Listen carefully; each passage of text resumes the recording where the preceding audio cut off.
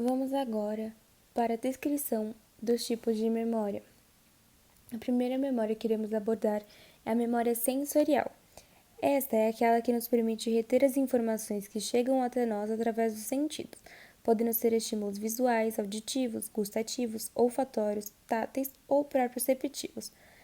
Caracteriza-se por ter curtíssima duração. A informação está disponível apenas enquanto os neurônios disparam potenciais elétricos. Com o fim desses disparos, perde-se a informação. Um exemplo desse tipo de memória é quando vemos um objeto. A imagem fica gravada por frações de segundos por meio de disparos elétricos em neurônios na região do córtex visual. E essa imagem fica gravada antes mesmo que tomemos consciência da imagem que estamos vendo.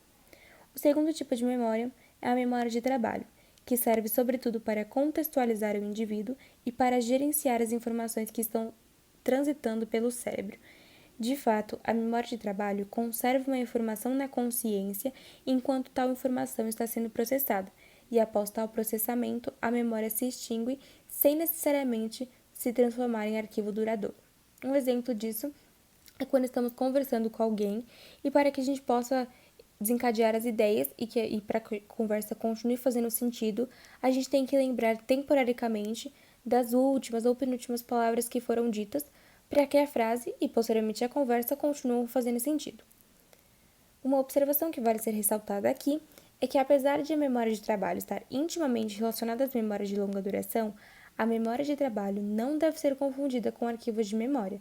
Um bom exemplo da relação e da diferença entre a memória de trabalho e a de longa duração é o seguinte: vamos imaginar que a gente tem um depósito grande capaz de estocar um número relativamente grande de caixas. Essas caixas seriam nossas memórias de longa duração. Apesar da capacidade de armazenamento do nosso estoque, para a gente conseguir tirar as caixas de lá, a gente vai precisar, por exemplo, de um carrinho.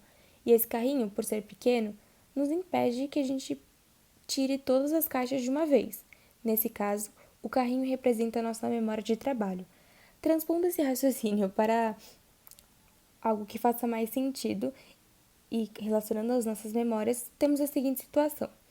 Os sistemas de memória de longa duração são capazes de armazenar muitas informações.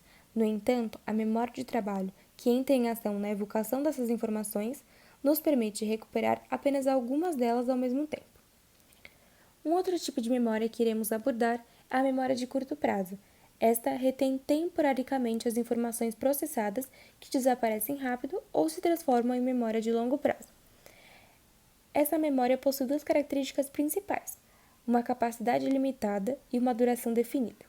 A memória de curto prazo age como uma porta de acesso para a memória de longo prazo, ou como um depósito que possibilita a retenção de informações que não precisaremos no futuro, apenas naquele momento.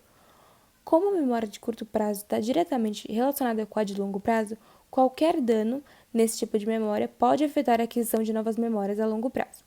O exemplo desse tipo de memória é quando a gente tenta lembrar algum verso de algum poema ou de alguma música que acabamos de ler.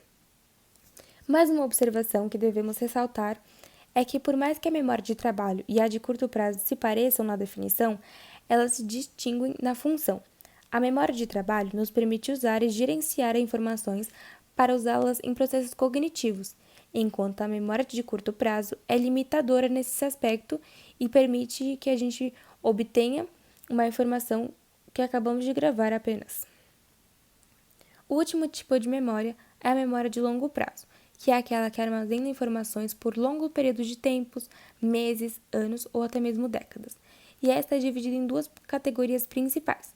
A primeira é a memória explícita, que corresponde às memórias que estão prontamente acessíveis à nossa consciência e que podem ser evocadas através de palavras.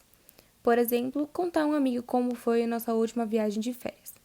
A memória explícita, por sua vez, pode ser dividida em semântica e episódica.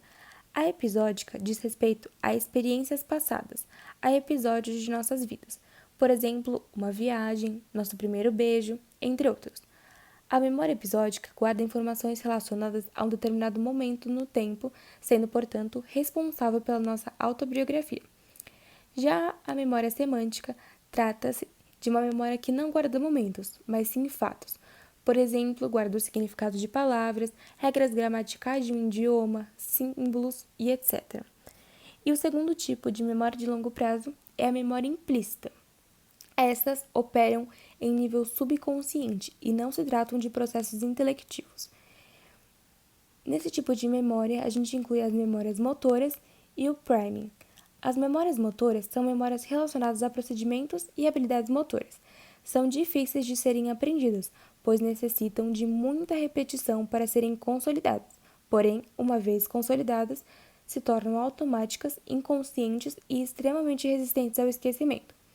São exemplos desse tipo de memória, por exemplo, a gente aprender a andar de bicicleta. Já o priming é, na realidade, um tipo de memória induzido por pistas ou dicas.